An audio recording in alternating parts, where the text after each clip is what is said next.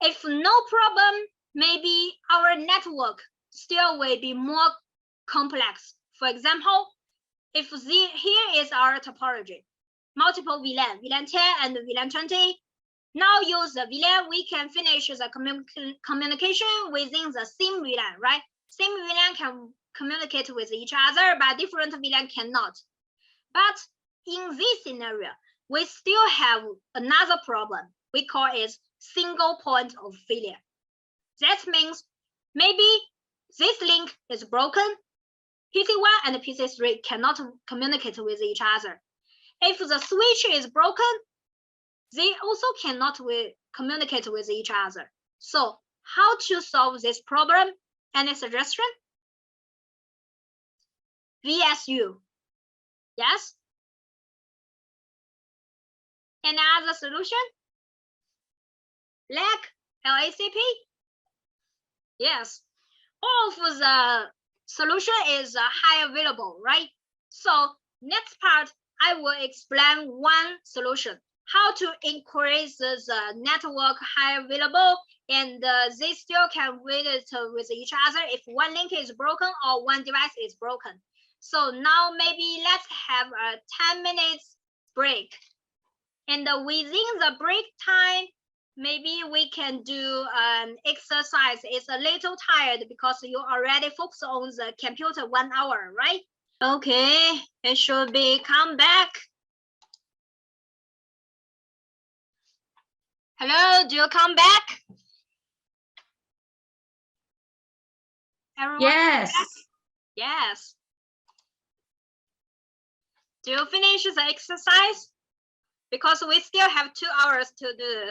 You have to let your eyes relax and continue. Very good, okay. Very good. Maybe later I will show you the exercise video for you. Okay. So let's continue.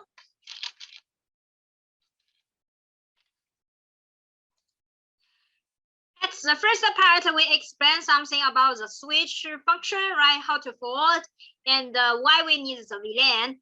And in our network, if we still have the VLAN, but still some other problems in the network topology. Yes, thank you very much. Because you focus on, so maybe you can get as much as possible. Okay. And we say if in this topology, one link or one switch is broken, they still cannot wait with each other. So we want to make our network stronger. Someone say, my voice is okay for you? Yes. Someone say we can use some technology like LACP, like VSU, like this. So let's focus on which protocol or maybe we can use to make our network stronger. For example, we can add one switch, right? And we can make multiple links with each other. In this scenario, if one link is broken, we still can use another way. And now this is technology time, okay? So if we want to make the topology to be like this one, there's another problem. For example, if switch one, PC1 receives a broadcast to switch one. So what's the action? This also is a review of the first part, right? Then the switch one will broadcast the packets, right? So this is the action of flood. And later, about switch 3 receives a broadcast. I also will flood again because this is a broadcast packet. And then the switch 2 receives a packet. I will do the flood and include the packets to connect with the switch 1. So in this time, there is a loop, right? If we have the loop, what's the disadvantage? Let's say about the detail. The MAC address will be updated all the time. Let's see this topology. For example, If PC1 and PC2 want to communicate with each other, and then the PC2 about PC1 will send out the packets, right? Before we talk about the detail, let's focus on the principle. With the VLAN, within a VLAN means now in this topology, they belong to the same VLAN. Switch receives the unknown unicast packet will be flat. So if PC1 send out the packets to switch 1, then the destination is PC2. But at the beginning, the switch entries is empty. So the switch 1 will use the destination MAC address to check the table, but we cannot find the entry, right? And later, switch 1 will learning at first. Learning means we will add the source MAC address information and the interface into the address table. So switch 1 will add the MAC address information and also the VLAN and the port information. Later, the switch 1 will flat. Flat means send the packets to port 1, port 2, and also port 4. So about the second step, switch 2 will receive the packets, and then will add the information into the table. The same process, switch 3 will receive the packets and add the information onto the MAC address table, then we'll do the flat. Also the same, because the entry is empty. So this is unknown unicast packets. About switch 2, we will send the packets to switch 3. The same process, switch 3 will send out the packets to switch 2. And later, let's see the next step. Because switch 2 and switch 3 receive the packets both of the other side switch, so I will update the MAC address information. So this process is very important. In one MAC address table, one MAC only can connect with one interface. So now I receive the packets from the second port. So I will update the port information from the port 1 to port 2. The same process of the switch 2. I will update the interface. And then the packets will be sent out to switch 1 because I receive the unknown unicast packets from switch 3, and I will flood the packets. Also include the first interface and send to switch 1. The same about the switch 1, I will update the packets. Later, I also will receive the information from switch 3. And switch 3 send to switch 1. Switch 1 will update again. So switch 1 receives this unknown broadcast packets. I will send out the packets again within this time. So when we will stop the forwarding until the network broken, that means the bandwidth is not enough, then I will stop. So this is a loop. Also, the packets finally will be forwarded all the time. This one we call is a loop, and we will update the MAC address all the time. So there is a circle. And how to solve this problem? Because why we need to add a new device, a new link with each other? Because we want to increase the network stronger, right? If one link is broken, we still can use another link to forward the traffic. But if we make the topology like this one, there is a loop. So how to get the stronger and also can provide the backup but avoid the loop? Who can show me the answer? Yes.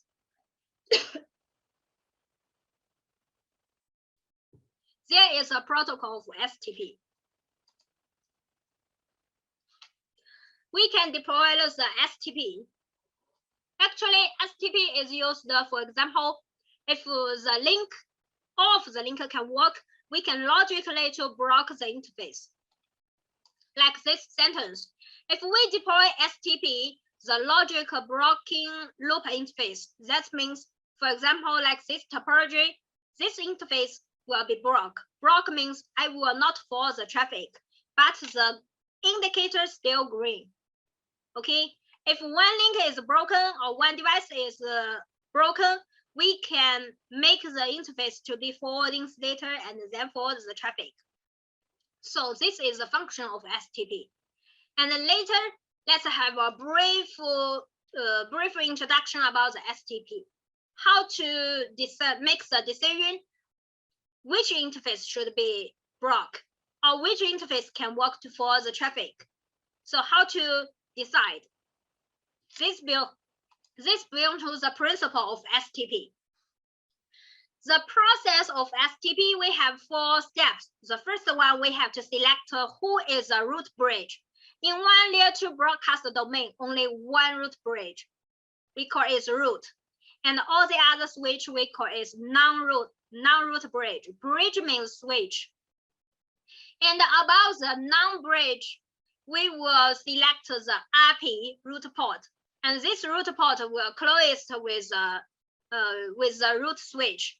And then to select the designated port, the DP interface. And the RP and the DP is the rule of the interface.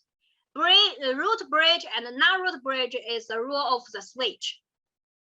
And decides the finally block all the remaining ports to avoid the loop. And as finally, only the RP and the DP can forward the traffic successfully. Block interface cannot. And they only can receive some protocol packets to detect the interface can work or not. Otherwise, I will make my rule to become a RP or DP immediately to forward the traffic. So how to select who is the root bridge, who is non-root bridge? Actually, the device will exchange some information. For example, to compare, my priority is higher than you, so you have to select to agree with me that I am the root and you are the non-root, and you have to select the root port, something like this. And this protocol we call is BPDU, Bridge Protocol Data Unit. And this protocol is used to select the rule of the network. It's very important. And about the process, we say we have 4 processes. The first one to select the root bridge. And about the root bridge, we will compare the bridge ID. Every switch we will have an ID and 2 parameters. One is priority, the second one is MAC address. So how to select? We will compare the priority at first, and the lower number will be better. If the priority is same, we will compare the MAC address. Smaller one is better. By default, all the switch priority is same. The value is 326768. So by default, maybe every switch the priority is same, but the MAC address is different. So we can compare the second step. And which interface should be blocked? We want to use a higher bandwidth interface to forward the traffic, so we can forward the packets as much as possible. And some lower bandwidth interface should be blocked.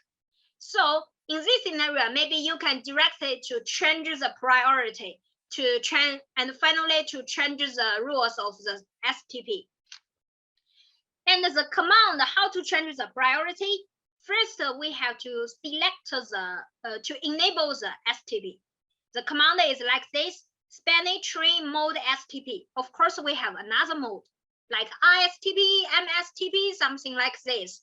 But the STP is the basic one. And then to enable the spanning tree and to change the spanning tree, the priority to be which value lower is better. And the priority will be configured global. So the priority is used for switch, not for the interface. So about the first one, compare with the bridge ID, we can select who is the root. And later, we have to decide the interface rules. The rest of the switch is non-root bridge. And the non-root bridge, at least one RP root port. And we will compare the cost at first. Cost is calculated by the bandwidth. Higher bandwidth will get a lower cost. So compare the cost, the smallest cost value will become the RP. If the cost is same, we will compare the bridge ID. Of course, the same compare. Compare the bridge ID priority at first. Smaller one is better. If the priority is same, we will compare the MAC address. MAC address smaller is better. If the bridge ID also same, we will compare the port ID. Also, smaller is better. And the port priority, port number.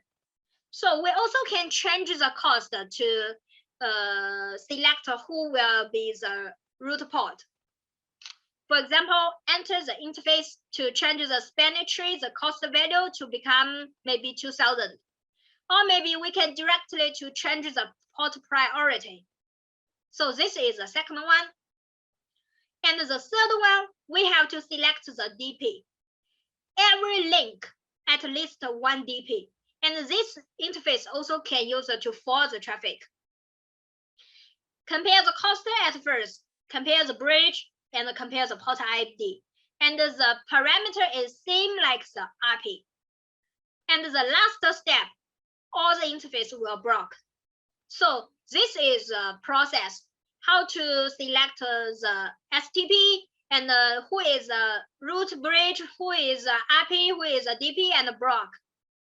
And later, I will show you an example. It's more easier to understand the STP. For example, now there are 3 switch, 1, 2, 3, and I change the priority to become different value. And every link, the cost value also different. But in your real network, maybe the parameter is different. So first we have to select who is RP, right? Who is a root bridge. About this topology, 1, 2, 3, who will become the root? Who can show me the answer? 1, 2, 3. Who will become the root? Switch 1, right? Because we have to compare the priority at first, right? Smaller one is better. So switch 3 will become the root bridge. And the second step about non-root bridge is switch 1 and switch 2. We have to select one interface to become RP, right?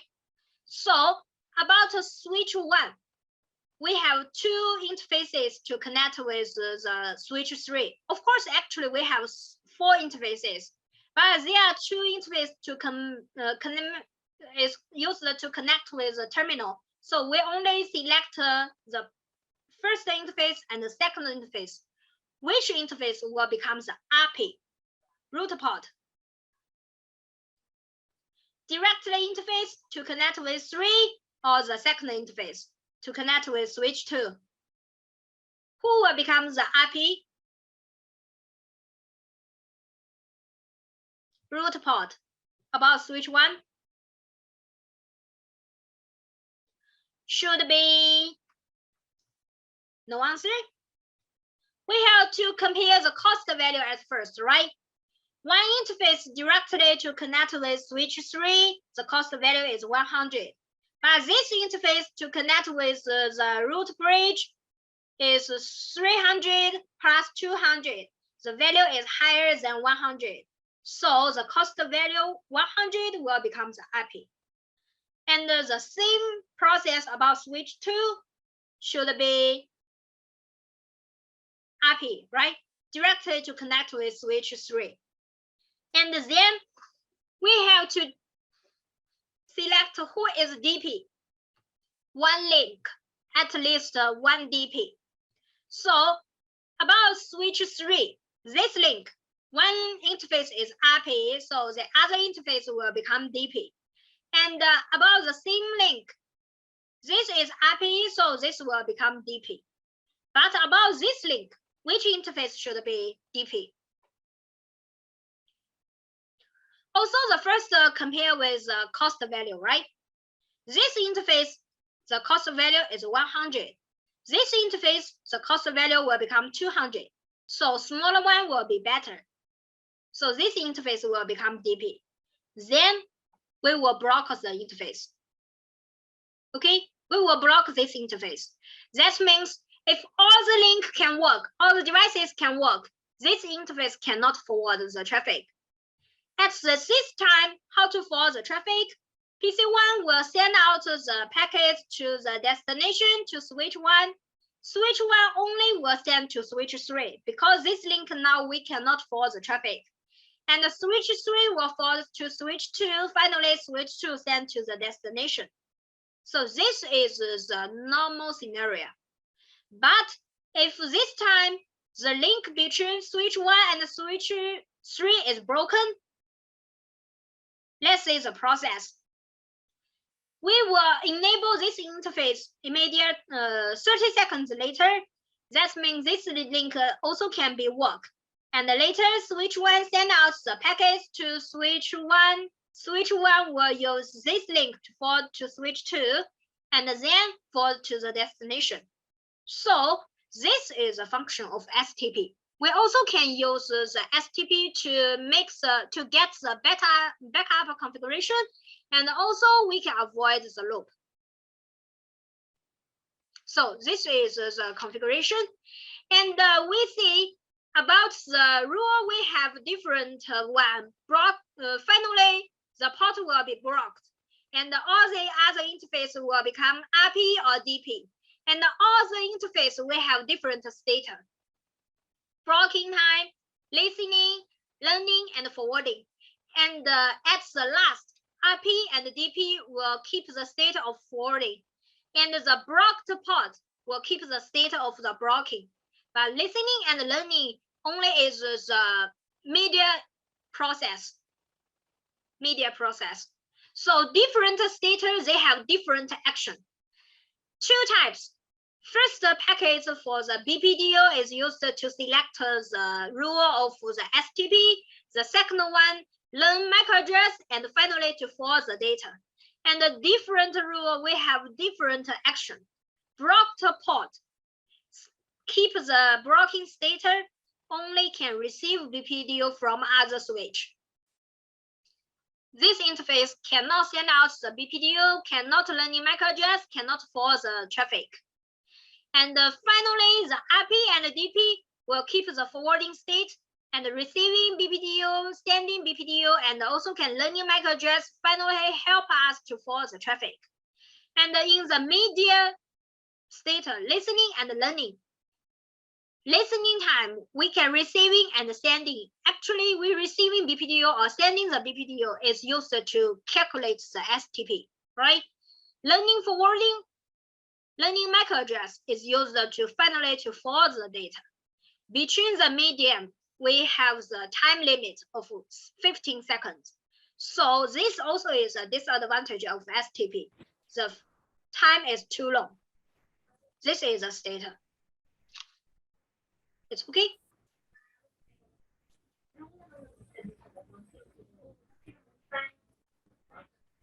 Maybe I have a question for you. If you can answer this one, maybe I think you already get the configuration or get the principle of STP. Which of the following statement about the status is incorrect? Which one is incorrect?